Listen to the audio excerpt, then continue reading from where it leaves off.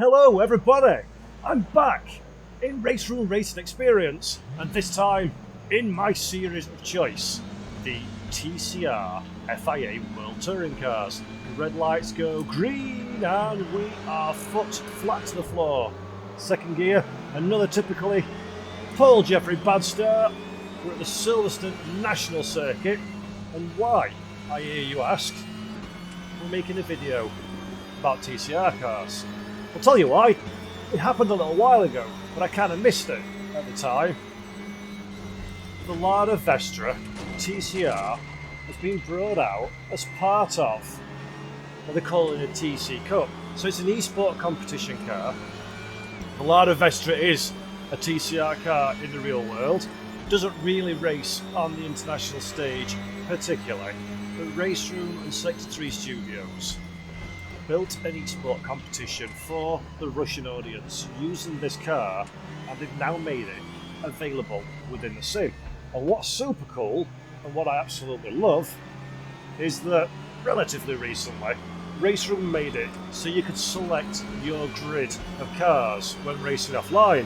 So I'm running the latest World Touring cars in the game, 2009 series. I've added myself and my two LADA Vestra TCR teammates to the grid, and I've also added the Alfa Romeo Ferraris team that was missing from the series in 2019. So I've got those out of the 2018 car pack. So basically I've got 28 cars, 28 stunning WTCR cars to race. The Vestra that I'm in now, although it's not part of the 2019 World Touring Car Cup, because of how balanced performance works and homologating TCR cars and their respective performances in different national championships, the car's perfectly balanced against these other vehicles within the sim. So essentially, you've got yourself another TCR car to drive. Now, I'll admit, the reason I'm doing this, I did the DTM video, the DTM 2020 video for RD, it's on our YouTube channel, check it out, and it reminded me how much I love RaceRoom, a game that I've not spent much time in recently. And when I went back into the game, I thought I'll have a go in TCR because, quite frankly, touring cars are my favourite series in the world, and I think TCR is really well done in R3E. And it reminded me just how damn good these cars are in the sim. TCR cars in RaceRoom show R3E off in the best light it's able to be shown off in, I think. They've really been nailed by Sector 3 and Alex and all the people responsible for the various different aspects of getting these cars rocking and rolling within the simulation. They're a beautiful car to drive. It's a really entertaining series in real life, so it just cries out for close competition. It's just beautiful for racing either off or online. The AI is really sweet. I'm racing at the Silverstone National Circuit. It's a short track which is absolutely perfect for this type of car, and I just love them. And to have a new TCR car in the form of the LADA is a really amazing thing. I mean, those of you that are following the Real World series, the Real World WTCR only just kicked back into life again very, very recently for the first round after a massive delay for you know what. That's got who's come into it now? So Romeo Ferraris in the Alfa Romeo are back in it full time. It's a condensed season, staying predominantly in Europe, so they've got a one-car entry in the championship, but also Renault for the Megane, and I think at Opel, can't quite remember now, I might be mistaken actually with Opel, but definitely the Megane are in the series this year. So hopefully, fingers crossed, Sector 3 decide to do a 2020 pack of these cars, so we'll be getting yet another new model into the category, which would be really, really awesome to see that, because I just love these cars. I love the sights, the sounds, the variety, the handling, the behaviour, the whole experience of racing them is just fantastic. As Jean-Carl Vernet there gets a little bit excitable with the Honda, and Frederick Vervish manages to get himself up the inside again. You can really race these. I mean, I'm offline. I think I'm running 101% AI. I can't quite remember. I may have knocked it down slightly actually after the debacle that was my 2020 DTM touring car talk and drive. As I get back into the swing of mumbling various useful or useless, depending on your point of view, things while driving at a semi-reasonable pace. So it's around the 100 AI mark. It's obviously an offline race. I wouldn't dream of taking my skills and experiences while talking on camera online when I'm so unfamiliar or so recently inexperienced. But the same, I'm gesticulating and fearing to shift up, so that's left me vulnerable into the outside of this corner, but I've got the inside. We've managed to be nice and clean on braking. Early on the gas, front wheel drive cars of course, so you get torque understeer, but it can also drag you through the corner without any qualms about losing the rear of the car, which is really nice. And probably going to get hammered for saying this because it goes against everything that a proper car enthusiast or a race enthusiast believes in, but I really enjoy racing front wheel drive cars. I like the change of scene, the change of driving style that is required for these sort of things. So yeah, I'm a bit of a fan of touring cars, I've got to admit. I'm a bit of a fan of front wheel drive as well, and at Silverstone makes a nice combination. The thing about the tip is, if you're having some struggles with front wheel drive cars, leave a little bit of throttle on. As we look to the inside of Verne, a little bit too late on the brakes around the outside, coming into the hairpin through Beckett's. No real room here, but we're a little bit later on the brakes. Come off the brakes a little bit, on the throttle earlier, let the front pull it around. A little bit of contact, we'll look to our side, and yet Verne's got a better run. The Audi is a very potent machine. It's getting on a little bit now in TCR terms, really. The Audi work squad of well, how to rephrase that. The TCR regulations aren't a manufacturer series, so they are designed to be predominantly customer racing. But of course, the manufacturer, like Audi and their Audi Support Audi Sport program, build the cars, sell them to customers, but also offer a level of support, certainly at World Touring Car level. So nobody in their right mind will claim that Lincoln Co.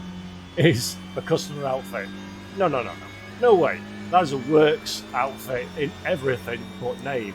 But unfortunately Audi, as they're reassessing many of their real-world motorsport activities, have kind of removed their support for the customer team, shall we say. So in 2020, the Audi is much less represented on the grid than has been. The car's quite old. It was due a refresh that sadly is not coming. Same for this car ahead of us, the VW Golf.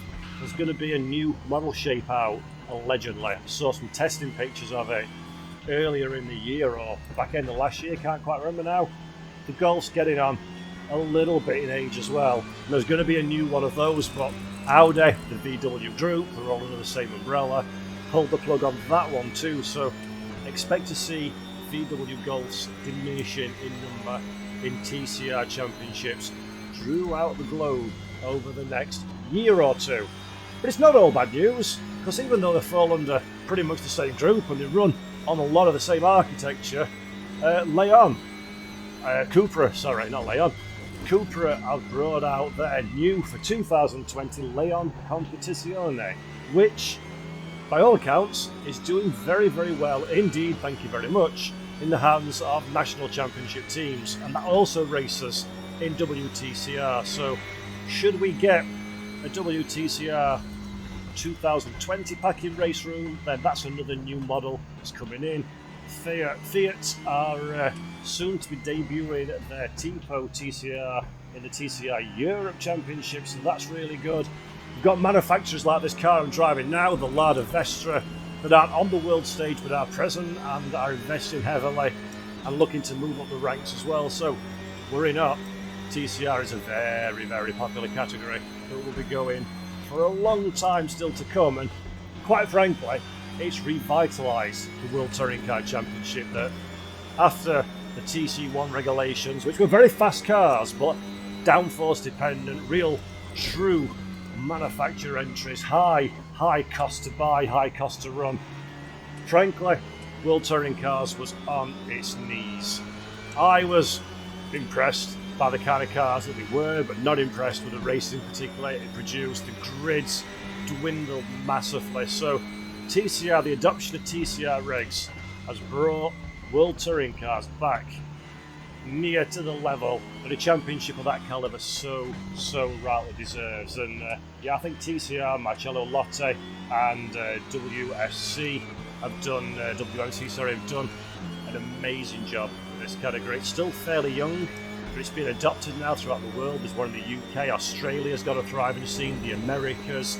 Basically, it's pretty much everywhere. And the cars, cost effective, about 130,000, 140,000 euros to buy, which is a lot of money for the likes of us, but for a racing team, that's very attractive indeed when you consider a GT3, for example, is about $500,000 a pop. These are cost-effective cars. Anyway, I'm digressing. I'm getting on to a topic that I very much enjoy, which is touring cars. Why am I here? I'm here for this LADA Vestra. So it's available now in RaceRoom Racing Experience. It comes under the TC Cup, Touring Car Cup category, alongside the Hyundai i30N TCR car as well, which again, part of competition structure within RaceRoom Racing Experience. But lucky us, if you get the car, you can insert it like I have into the category and go racing with another brand in the WTCR Championship. As is the case with basically all of RaceRoom's content, it feels beautiful, it sounds exceptional, the model is really nice, and it's a really great addition. I love it. I'm a big fan of the Underdog. I've always been a fan of LADA ever since they made a surprise journey into the World Touring Car Championship back in what, 2007 was it? Well, they had James Thompson, Jimmy T, and a few no-mark Russian drivers, Kirill Ladgren, I can't remember his name now, unfortunately. But I've always been a fan of the Underdog, and this is a great car to drive. Looks the business. It feels cool that you're representing the might of LADA in their renewed racing endeavours. So if you've not checked it out already, or if like me you completely overlooked it at the time, it's been out for a little while now. If you've not tried it yet, I do so very much suggest you give it a go. And if you kind of scoffed at the idea of TCR because it's front wheel drive and I like racing cars, so I like rear wheel drive and lots of horsepower, give it a go. It's my favourite content in RaceRoom for sure. If I want to drive a touring car, then there is absolutely no shadow of a doubt in my mind that RaceRoom is the place I would go and do that in. The car is fabulous, the category is fabulous, unlike the DTM, which if you watched that video, and if you didn't, please go and do so. Well, the AI was a bit spicy at Hockenheim in the DTM cars. All the running I've ever done in TCR seems to be just so much better, as I'm trying every which way to get past Attila Tassi ahead of us, a young Hungarian prospect. Keep your eye on that name, he'll be around and winning races, I am sure, for a very long time. But yeah, if you've not tried these cars yet, do so. They're beautiful, they're absolutely wonderful, and the LADA is a great addition, great fun. And now all that's been said, we're pretty much into the last lap, give or take. So I am going to do what I normally do. I'm going to shut up and let you listen to the cars. So I'll say it now because I'll not be around at the end of the video. As always, thank you for tuning in. I have been Paul Jeffrey. I like, subscribes and likes. So if you don't mind, do both of those things if you haven't already. That would be marvellous. And until next time, thanks very much. See you later. Bye-bye.